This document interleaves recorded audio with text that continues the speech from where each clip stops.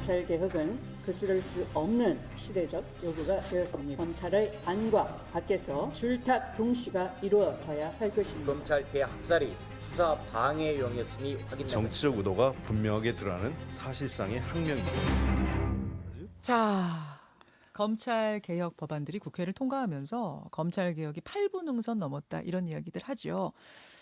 그런데 지금부터 만날 이분은 겨우 4분 응선 넘었다 이렇게 말을 합니다. 바로 황희석 전 법무부 인권국장 겸 검찰개혁 추진단장. 황희석 전 단장은요, 박상기 법무부 장관 시절에 임명된 최초의 비검사 출신 인권국장입니다. 그러다가 조국 전 법무부 장관이 임명된 후에 검찰개혁 추진단장을 맡아서 검찰개혁의 실무 총책임자로 일을 했습니다. 그리고 추미애 장관 취임 후에는 유력한 검찰국장 후보로 떠올라서 만약 이분이 검찰국장이 되면 비검찰 출신 검찰국장 1호다. 뭐 이런 얘기가 나왔었는데 돌연 사표를 내고 검찰을 떠났습니다. 법무부를 떠났습니다. 그리고 침묵했습니다. 침묵을 깨고 오늘 첫 방송 출연 황희석 전 인권국장 겸 검찰개혁 추진단장 직접 만나보죠. 단장님 어서 오십시오. 반갑습니다. 안녕하세요. 아니 왜 그만두셨습니까? 돌연 사표. 그 한간에서 떠돌듯이 검찰국장을 안 시켜줘서 삐져서 그만둔 건 아니고요. 예. 예. 제가 그게 삐지겠습니까? 아니, 그러니까 한간에서 무슨 일이 돌았나 이걸 또 궁금해하시는 분이 계실지도 몰라서 제가 말씀드리자면 사실 법무부의 검찰국장 자리는 여러분 검찰의 인사와 예산을 총괄하는 핵심 보직입니다. 핵심 보직 자리에 유력한 후보자로 거론이 됐어요. 근데 앞서 말씀드렸다시피 만약 그 자리에 이분이 가면 검찰이 아닌 사람이 거기 가는 첫 번째 케이스가 되기 때문에 막 설왕설래가 있었어요. 된다 안 된다 뭐 적당하다 안 적당하다 이 와중에 사표 내신 거라서 그래서 제가 질문 드린 거예요. 네, 사실은 그런 얘기가 약간 들리더라고요, 제 귀에도. 예. 근데 사실 그와는 전혀 무관하고요. 그 전에 추미애 장관께서 후보자 시절에 저희들이 업무 보고를 하던 때에 제가 장관께서 부임하시는 대로 저는 사임할 생각입니다라고 말씀을 드린 적이 있고요. 미리 법무부 장관 후보 시절부터. 네. 그리고 그것은 이제 사실은 그렇습니다. 제가 사임을 하게 된 것은 조국 전 장관 또 그 이전에는 민정수석이셨죠. 예. 검찰 개혁을 계속 같이 추진을 해왔고. 그러면서 공수처 법안이 통과됐지 않습니까? 예. 그리고 수사권 조정 법안도 당시에는 통과를 앞두고 있었고, 그래서 이 법안이 통과되고 이제 추미애 장관이 또 부임하시면은 추미애 장관께서 또 새로운 검찰 개혁을 계속 추진하실 거니까 그렇다면은 저는 소위 일기 전반기의 어떤 검찰 개혁을 추진해왔던 사람으로서 좀 마무리를 짓고. 새로운 장관께서 새로운 비전을 가지고 검찰 개혁하는 것이 맞겠다 그런 좀 생각을 하고 있었고요. 또 사실 이제 검찰 개혁이 굉장히 어려운 일이니까 예. 좀 여러 가지 이제 에너지가 좀 소모된 측면도 없지 않아 있죠. 좀 이렇게 진이 빠졌다고 번아웃 됐다고 하나요? 예, 그런 측면이 없지 않아 있죠. 추미애 장관 올 때까지만 내가 다리 놔드리고 가야겠다 이런 생각이 네, 거예요? 저는 버팀목 역할을 하는 게 맞겠다. 중간에 조국 장관께서 또 사임을 하셨잖아요. 예. 그런 과정에서 저마저 또 자리를 비울 수는 없는 거고. 그래서 저는 지켜야 되겠다는 생각이 좀 강했죠. 삐진 거 아니다. 아니 왜냐면 그때 추미애 장관이 반대한다, 청와대는 원한다, 이런 얘기가 있어가지고. 네, 그거는 전혀 사실과 무관합니다. 무관합니까? 전혀 아닙니다. 그건. 자, 그러면 이제 우리 황희석 단장님 본인하고는 상관없이 객관적으로 볼 때 네. 검찰국장 자리에 언젠가는 비검사 출신이 앉아야 된다고 보세요? 저는 그렇게 생각합니다. 법령 고쳐야 되는데. 그거는 대통령령을 이제 개정할 사안이죠. 대통령령. 법률은 아니고 음흠. 대통령령이니까 그 하위의 법령이 되겠죠. 그래서 법령을 개정한다면 그건 얼마든지 가능하고요. 지금 법무부 안에 있는 기획조정실장도 예전에는 검사로만 보임하도록 그렇게 돼 있었는데 사실은 이제는 검사 또는 일반직 고위공무원으로 같이 겸임할 수 있는 여지를 만들어뒀죠. 그런 식으로 규정을 개정하면 얼마든지 가능한 일입니다. 근데 검찰국장 자리는 검찰 조직을 잘 알아야 구석구석 잘 알아야 인사도 하고 예산 집행도 하지 않느냐. 그래서 검찰이 필요하고 또 정부가 이제 어떤 정부가 들어설지 알 수가 없는 건데 혹여라도 나쁜 정부가 들어서서 친정부 인사를 거기에 앉히고 인사권을 휘둘러 버리면 어떡하겠냐 뭐 이런 우려도 있었던 건데요. 네. 검찰 쪽의 업무를 보니까 검찰 쪽 일을 잘 아는 사람이 필요하다는 논리는 뭐 사실 타당성이 있는 지적입니다. 그런데 다른 한편에서는 검찰국장이 검찰의 논리와 이해관계를 대변하고 정부의 특히 법무부를 검찰이 장악하는, 통제하는 오히려 그런 또 통로가 되었던 측면도 없지 않아 있거든요. 부작용도 크단 말씀. 그렇습니다. 그래서 검찰 내부의 구성이라든지 인사 예산에 대해서 좀 알더라도 예. 굳이 검사가 아닌 사람이 할 수도 있는 것 아니냐라는 또 방향이 한번 시도해 볼 필요는 분명히 있다고 보고요. 알겠습니다. 네. 알겠습니다. 검찰 개혁 100리 중에 한 40리 온 것 같다? 네. 아니 뭐 공수처법도 통과되고 검경수사권 조정안도 통과되고 했는데도 40리밖에 안 됩니까? 뭐 제 욕심이죠. 그게 욕심인데 더 많이 가야 된다는 좀 생각을 하고 있고요. 핵심은 그런 겁니다. 이 검찰이 지금 우리나라 검찰은 본래 가지고 있는 역사적으로 부여받은 권한이 기소권 외에 예. 수사에 대한 전적인 권한을 가지고 왔었죠. 그렇죠. 영장 청구권도 갖고 있고 형을 집행할 수 있는 형 집행권도 갖고 있고요. 예. 국가 송무를 대표하고 수행할 수 있는 국가 송무권도 가지고 있어요. 그러니까 음. 우리나라 같이 이렇게 포괄적으로 많은 권한을 갖고 있는 검찰이 그런 나라는 지구상에 없습니다. 이렇게 많은 권한을 갖고 네, 있는. 없습니다. 기소권, 수사권 동시 가진 것도 우리밖에 없어요? 그렇습니다. 물론 법적으로는 독일도 가질 수 있고요. 뭐 일본도 가지고 있습니다만 사실상 검찰이 수사를 직접 하고 또 수사권 행사하는 나라는 사실은 우리나라밖에 없다고 봐야 됩니다. 독일이나 일본 같은 경우는 법적으로 수사권을 갖고 있기는 하지만 예. 실제 수사를 하지는 않습니다. 그러니까 이제 우리처럼 이렇게 많은 권한을 갖고 있는 나라가 없는 상태에서 과연 앞으로 이제 어느 방향으로 갈 건가? 예. 계속 이렇게 거대한 권한을 갖고 있고 독점적으로 유지하고 있는 조직을 갖는다는 것은 굉장히 위험한 거죠. 그래서 지금 이제 힘을 뺐잖아요. 일정 부분 뺐는데 아직도 부족하다고 보세요? 그렇습니다. 수사권 자체는 장기적으로는 검찰은 수사에 손을 떼는 게 맞고요. 아예요. 네. 그걸 이제 시기와 방법을 어떤 식으로 조절할 것인가의 문제겠죠. 그래서 1단계 이번에 수사권 조정은 아주 초보적인 상태에서 한 거고요. 만약에 이제 수사권을 경찰이나 다른 기관으로 옮겼을 때, 이전했을 때, 예. 그러면 경찰이나 이쪽에 권한이 너무 또 집중되는 게 아닌가라는 우려가 분명히 있는 거죠. 있죠. 그러면은 수사권을 다른 기관에 이전하면서 아울러 수사권을 받은 그 예. 기관을 어떤 식으로 관리할 건가? 그렇죠. 견제할 건가? 분산시키고 줄일 건가? 이 문제에 대한 과제가 분명히 있는 거죠. 지금 경찰 부분은 남았다고 보세요. 그 과제가? 당연히 남아 있습니다. 네. 그런 것까지 다 합쳐서 60리 남았다. 네. 제일 힘든 거는 뭐였습니까?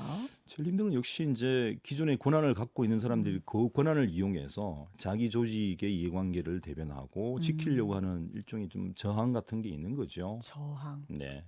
뭐니 해도 그럼 저항에 맞부딪힐 때가 제일 힘드셨어요? 아무래도 이제 결국은 합법적인 어떤 제도적 권력을 갖고 있으니까요. 예. 그 제도적 권력을 정비를 하려고 할 때 예. 저항은 분명히 있고요. 예를 들어서 이번에 수사권 조정이라든지 또 공수처 법안에 대해서 사실 굉장히 좀 반대를 많이 했지 않습니까? 검찰에서는. 아니 뭐 공식적으로는 공수처 법안에 대해서는 다 찬성했죠. 총장도 찬성했고. 그렇죠. 그렇지만 이제 내부적으로는 여러 가지 그에 대한 의견들은 굉장히 미온적이고 사실 적극적이지는 않았죠. 그래요. 적극적이지는 않았고 본인들에 대한 수사를 할 수 있고 본인들을 기소할 수 있는 조직이 생긴다는 것에 대해서 본능적으로 좋아하지는 않을 거라고 저는 보고요. 실제로도 그랬고 그래서 일단은 이제 초보적인 상태에서의 계약은 이제 틀이 만들어졌다라고 저는 봅니다. 알겠습니다. 뭐 이 이야기에서 연관되는 건지 모르겠습니다만 네. 지난 주말에 벌어진 이른바 상갓집 소동. 네. 그러니까 새로 임명된 심재철 반부패 부장에게 직제상 아랫사람인 양석조 선임연구관이 네. 조국 무혐의 보고서를 만들라고 한 당신이 검사 맞냐? 조국 변호사 아니냐? 조국이 왜 무죄인지 설명하라. 이렇게 좀 거칠게 상갓집에서 항의를 한 겁니다. 네. 이게 검찰에서는 참 보기 드문 일인데 네. 어떻게 보셨어요? 글쎄요, 저는 사실 그 기사 자체에 대해서 그렇게 뭐 너무 그렇게 비중 있게 좀 관심을 안 두려고 그랬어요. 사실 이게 이제 뭐 항명이다 아니다 이런 문제로 뭐 얘기를 하기도 하고 그러는데 물론 예. 저는 좋은 모습은 아니죠. 좋은 모습은 아니고 사실 의견이 다를 수는 있어요. 기소 여부나 수사에 대한 뭐 어떤 판단은 의견이 다를 수 있지만 그것을 과연 상가집에서 술 마시면서 예. 또 특정한 사람이 다른 사람에게 따지듯 또 대들고 뭐 이런 문제로 비화되는 게 과연 옳은가? 저는 좀 뭐 추미애 장관께서 이게 추태라고 말씀을 예, 하셨더라고요. 하셨죠. 좀 그런 추태들이 사실 적절하지는 않았다고 저도 보죠. 당연히 좀 문제가 있는 행동이고요. 이게 뭐 이 행동이 눈살을 찌푸리는 것이었냐 아니었냐를 떠나서 네. 그냥 우발적으로 벌어진 우연한 음. 개인의 해프닝이라고 보세요. 그 이상의 뭐가 있다고? 뭐 단정을 짓기는 사실은 어렵습니다만 1년에 좀 여러 가지 비슷한 일이 있었죠. 예를 들어서 그 직전에 예. 이성윤 서울중앙지검장이 어떤 그 취임을 했을 때 부하 바로 직원이 소위 윤석열 총장이 심사를 막 읽으면서 좀 망신을 준다든지. 새로 이번에 부임한 그렇죠. 그분 앞에서 윤석열 총장이 취임사를 읽었다. 네, 이거 네. 화제가 됐었죠. 네. 예. 그다음에 이제 그 직전에 김모 검사라는 분이 사직을 하면서 김웅 검사. 예, 그 수사권 조정이 사기극이다라는 뭐 표현을 했다거나 예. 또 그 전에 뭐 주광덕 의원께서 그런 또 문자를 공개한 적이 있죠. 문자를 실제 공개하지는 않았습니다만 이성윤 서울중앙지검장이 법무부 검찰국장 시절에 모 대검 뭐 간부에게 보낸 문자가 소위 망신을 주고 모욕을 준 거다라고 약간 허위 사실에 가까운 공개를 했다고 오히려 역풍을 맞은 적이 있는데 1년에 이런 어떤 움직임들이 그게 명시적이든 묵시적이든 일종의 서로 간의 공감 속에서 뭔가 이루어진 게 아닌가라는 정도의 좀 뭐랄까 일종의 흐름이라고 할까요? 그런 거는 있다고 저는 생각을 하고 있죠. 일종의 흐름이 있다. 네, 좀 일종의 기획 작품 뭐 비슷한 서로 이제 마음속에 뭐 교류 속에서 마음속의 교류예요? 아니면 그 이상의 교류예요? 글쎄 그거는 제가 알 수가 없죠. 일종의 뭐 말할까요? 생각의 공유들이 있는 게 아닌가라는 뭐 정도의 느낌을 갖죠. 단순 해프닝은 아니라고 보시는 거예요? 저는 단순 해프닝은 아니라고 봅니다. 느낌적 느낌이라는 말을 누군가 쓰더군요. 저도 그 표현을 쓴다면 좀 생각의 공유들이 있는 게 아닌가라는 추측을 할 수밖에 없습니다. 하지만 지금 한국당에서는 심재철 반부패 부장의 사퇴까지 요구하고 있습니다. 왜냐하면 일선 담당 검찰이 수사를 해서 구속영장까지 청구했던 피의자에 대해서 불과 며칠 전에 이쪽으로 부임한 분이 무혐의 보고서를 그 피의자에 대해서 무혐의 보고서를 만들라 검토해라 이렇게 얘기하는 건 상식적으로 말이 안 된다. 이거는 일종의 월권이다. 네. 수사한 사람에 대한 어떻게 보세요? 아니요, 저는 뭐 수사 예를 방해다. 들어서 예. 특정한 말을 어떤 식으로 했는지는 저는 알 수 없는 바이기 때문에 그에 대해서 코멘트를 하기는 좀 쉽지 않을 것 같고요. 다만 이제 그 이승윤 검찰 서울중앙지검장이나 반부패 심재철 반부패 부장에 대해서 사퇴하라고 얘기를 할 때 글쎄 이분들이 뭐 친정부적이다 뭐 이런 저는 생각을 해본 적이 별로 없어요. 왜냐하면 저희는 같이 일을 해봤지 않습니까? 새로 부임한 그분들. 네, 법무부에 같이 2년을 뭐 1년 이상 같이 근무를 해본 분들인데 상당히 이제 좀 조용한 분들이에요. 본인들 의사를 강하게 표시하는 행동이나 말로 표시하는 분은 아니고 굉장히 절제된 표현을 하시는 분이고 합리적으로 사고하는 분이라고 저는 생각을 했어요. 예. 물론 그럼에도 검사죠. 예. 그래서 저와도 많은 충돌이 있었던 분인데 뭐 생각이 충돌이 있죠. 서로 간의 의견의 어떤 교육. 그럼에도 불구하고 굉장히 합리적으로 생각하는 분들인데 그분들을 한국당에서 사퇴하라고 하고 그러면은 도대체 어떤 검사가 와야 될지 무조건 칼을 휘두른 사람이 그 사람이 후임이 왔을 때 과연 뭐가 좋을 것인지 서로 저는 조금 좀 약간 의아한 측면이 좀 있었어요. 사실은. 무조건 카드를 휘두른다. 그럼 지금 뭐 유재수 감찰 무마 수사권이라든지 조국 전 장관 일가에 관한 수사권이 좀 무조건 칼을 휘두른 거라고 보세요? 뭐 그런 측면을 말씀드리는 게 그건 아니고 그분의 성향적으로 굉장히 신중하고 절제를 하는 기본적으로 검찰권을 합리적으로 굉장히 절제해서 행사해야 한다고 하는 생각하는 분들이기 때문에 모든 부분에서 좀 이 검찰권이라는 게 사실 칼을 휘두르는 거잖아요. 좀 위험한 거죠. 알겠습니다. 누구든지. 알겠습니다. 예. 뭐 황 단장 나오시면 이 질문 한번 드려보고 싶었는데 짧게. 네. 조국 장관 임명 후에 이제 몇 개월 걸쳐서 참 두 진영 간의 충돌이 있지 않았습니까? 검찰 개혁이 조국이란 인물 때문에 이만큼이라도 가능했던 거다라는 분들과 아니다. 허물 많은 조국이란 인물 때문에 오히려 검찰 개혁에 방해가 됐다. 네. 장애가 됐다. 이제 이런 네. 충돌이 있었어요. 어떻게 네. 보십니까? 사실 둘 다 해석 가능한 거죠. 뭐 둘 다 그는 생각에 따라서 다른 거니까 서로 보는 입지와 위치에 따라서 저는 충분히 그 두 가지 해석 다 가능하다고 보고요. 어쨌든 이제 좋은 의미든 부정적인 의미든 조국 전 장관이 수석 시절 때부터 검찰 개혁을 계속 추진해 왔던 건 분명한 사실이고요.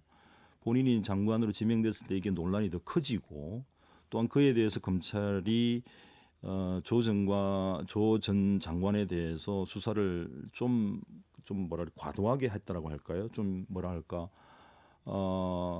그 일종의 좀 집중해서 조 장관의 표적을 해서 맞춰서 표적을 네. 삼았다고 보세요. 네, 물론 뭐 여러 가지 혐의가 있을 수는 있겠지만 예. 그거는 다른 문제고 어쨌든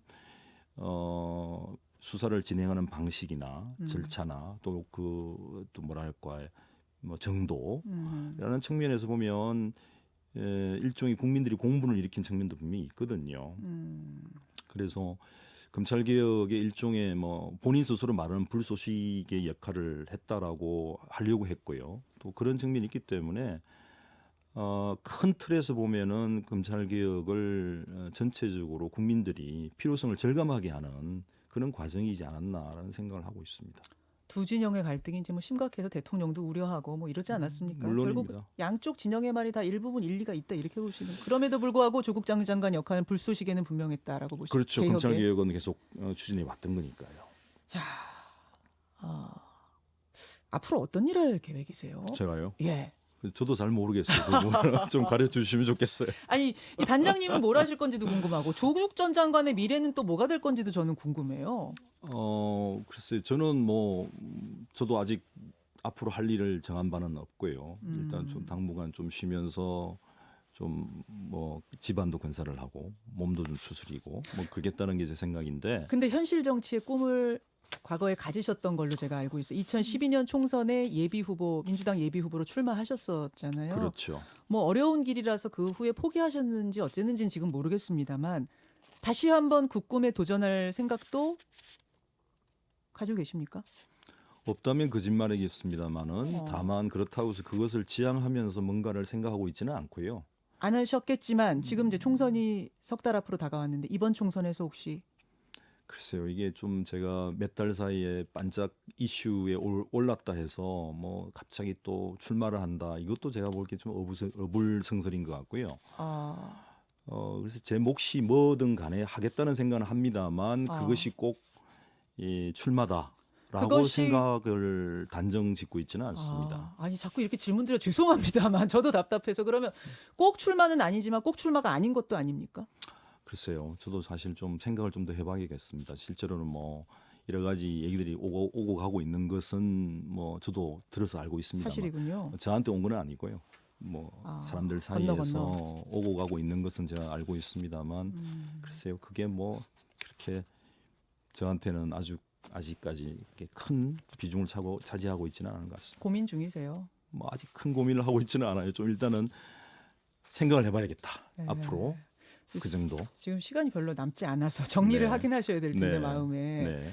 조국 전 장관하고 같이 1월 12일에 저 박종철 열사, 노회찬 의원 묘역도 다녀오시고 이러면서 얘기 많이 나누셨을 텐데 네. 조국 전 장관은 앞으로 뭐 재판이 아직 끝나지 않았습니다만 네. 어떻게 생각하고 계세요? 본인의 일정에 대해서요. 미래를. 글쎄 그 부분을 구체적으로 뭐 생각하신 바는 없는 것 같고 저한테 밝힌 바는 없고요. 다만 제가 뉘앙스를 받은 바는 본인은 이제 유패라고 생각을 하고 있고요. 그다음에 조용히 자기 재판을 준비를 하고 그리고 본인은 당분간 잊혀지는 사람이 되기를 원하는 측면도 분명히 있습니다. 그 당분간이 언제까지일까요? 글쎄 그거는 저도 모르겠습니다만 일단 최소한 1심 재판은 끝나야 되지 않을까라는 생각이 얼핏 들었고요. 뭐 가까이서 보신 오래된 지인이시니까 대선이 한 2년 반 남았는데 대선까지도 가능하다라는 생각도 드세요? 그때까지 재판이 끝나고 하면? 근데 이게 재판이 사실은 제가 볼 때 물리적으로 한 3년 정도는 생각을 해야 될 것 같아요. 1심 재판도 있고 2심 그다음에 대부분 재판까지도 아마 갈 것 같은데 그래서 쉽지는 않지 않을까. 앞으로 남은 게 한 3년 정도는 생각해야 되지 않을까라는 생각이 들었어요. 예, 아이고 어렵게 모신 분이라 제 질문이 많았죠. 다양하게. 네. 다음에 또 모셔서 진지하게 개혁 이야기 또 나눠보도록 하겠습니다. 네. 오늘 귀한 자리 고맙습니다. 고맙습니다. 황희석 전 검찰개혁 추진단장이었습니다. 김현정의 뉴스쇼는 청취자 여러분의 참여로 이루어집니다. 트위터, 페이스북, 레인보우 게시판, 그리고 단문 50원, 장문 100원의 유료 문자 샵 1212, 우물정 1212 통해 참여하실 수 있습니다. 김현정의 뉴스쇼, 여러분과 함께 만듭니다.